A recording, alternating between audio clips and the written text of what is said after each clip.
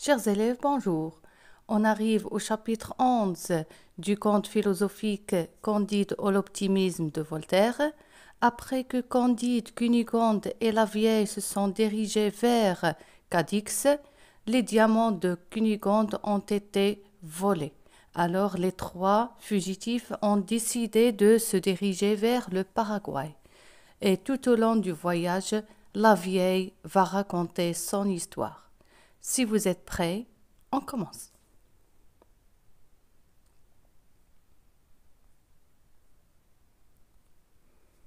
De qui la vieille était-elle la fille? La vieille était la fille du pape Urbain VI et de la princesse de Palestine. La vieille qui accompagne Candide et Cunégonde n'était que une princesse de Palestine. Qui était la maîtresse du fiancé de la vieille?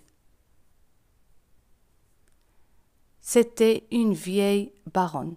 La vieille, il a été fiancée, mais son fiancé avait une relation avec une autre femme. Cette femme était une vieille baronne. Que s'était-il passé après le débarquement au Maroc?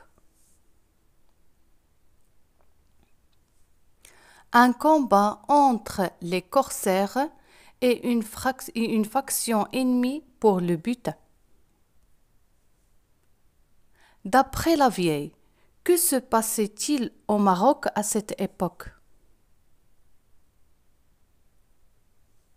Il y avait des guerres civiles entre les fils de Moulay Ismaïl. À cette époque-là, il y avait des guerres intérieures ou bien civiles à l'intérieur du pays du Maroc entre les fils de Moulay Ismaïl. Dans quel pays vivait la vieille quand elle était jeune? Elle vivait en Italie.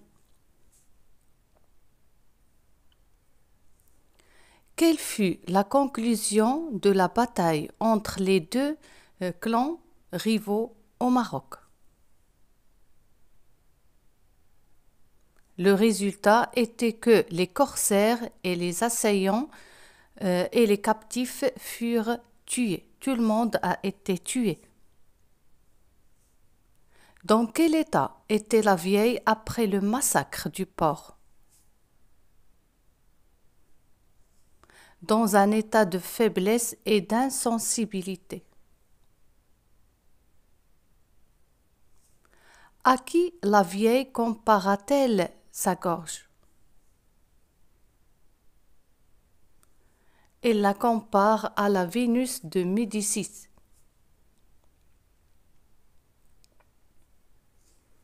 Qu'est-ce qui était commun chez les peuples d'Afrique et inexistant en Europe d'après la vieille? Le point commun entre tous les peuples d'Afrique était la rage des femmes. Comment était la vieille à l'âge de 14 ans? Elle était très belle. Qui avait survécu au massacre dans le port du Maroc?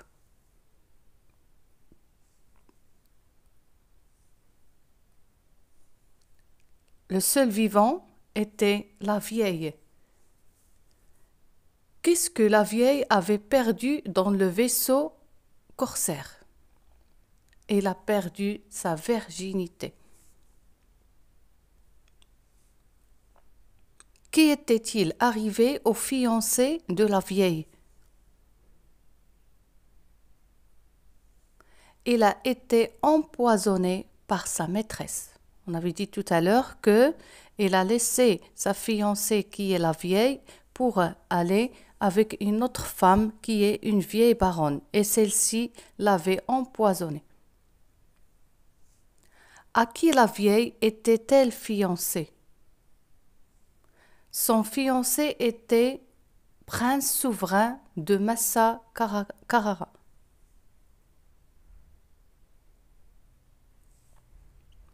Quel était le sort réservé à la vieille et sa mère par les corsaires? Elles ont été emmenées comme esclaves au Maroc. Pourquoi la vieille et sa mère quittèrent-elles l'Italie?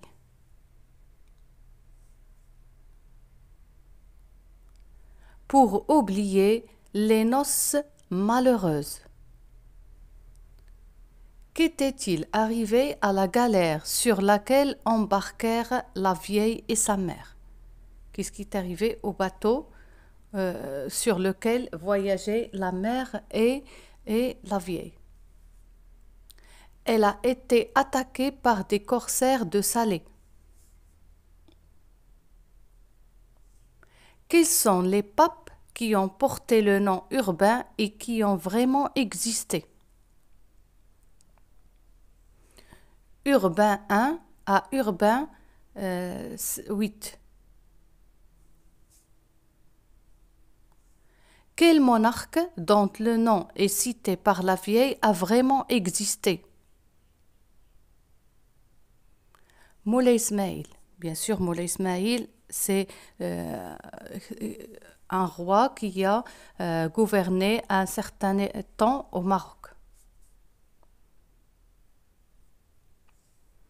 De quel récit l'histoire de la vieille fait-elle partie? C'est du récit enchâssé, c'est-à-dire un récit dans le récit, ou bien une histoire dans l'histoire, ou bien ce qu'on appelle une histoire emboîtée, un récit emboîté.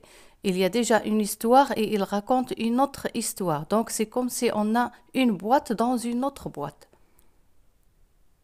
On arrive à la fin de ce test de lecture.